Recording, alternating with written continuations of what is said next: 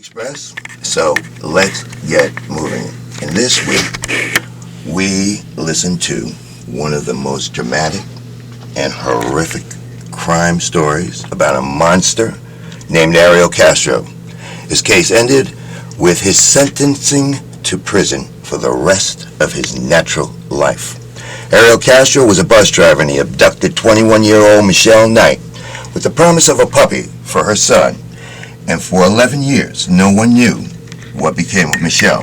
He then went on to abduct Amanda Berry while she was walking home, still in her Burger King uniform. And 1 year later, he abducted Gina De Jesus while she was walking home from school. This piece of rat filth kept these girls captive in chains and in ropes for 10 years. He abused these girls physically, sexually, and mentally. And it is totally beyond my comprehension how this could have happened to these young girls, just miles and blocks from their homes.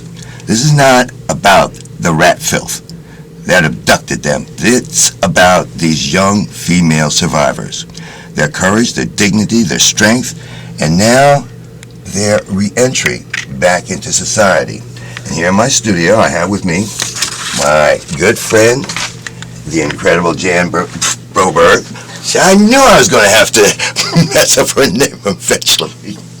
And you've known me for years. I know. And okay. The best person to answer all these questions, let me just tell you about Jan. Jan was kidnapped at the age of 12. And her book, and soon-to-be film, tells her story of another incredible and unbelievable 5-year abduction. Not once, but twice by the same sick rat puke. And once again, allow me to introduce you to Jan Broberg. And Jan, thanks so much for being with us on the show today. I'm delighted. Thank you for having me, Bert. Yeah, it's my pleasure and privilege. And Jan, I want you to tell us your story, and then maybe we can get some answers to some really nagging questions about these predatory people. Love to share that story with you briefly. It's quite an involved story as it took place over a almost 5-year period of time. At 12 years old, a friend of the family, and of course I put that in quotes, picked me up from a piano lesson. And this is a man who was a good friend of my father's, his wife, and his 5 children, and my mother. We were all friends. I'm the oldest of 3 girls in a little town in Idaho where we grew up, and this man and his wife and 5 children had moved into our neighborhood. And that's when I was 10. At age 12, this man, who had become like a second father, picked me up from a piano lesson, drugged me, and I woke up in the back of a motorhome with my wrists and ankles strapped to the bed in the back of the motorhome. Couldn't see who was driving. And this man took me to, well, on a 5-week ordeal.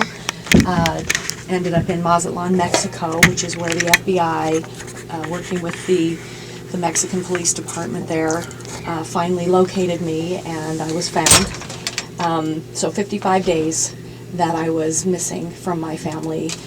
It was a big story back in those days in all the newspapers, and the extensive brainwashing and abuse, both mental, sexual, and physical, as you mentioned. This sounds so familiar to these other girls. Yeah, it was extreme, it was intense, and it was real.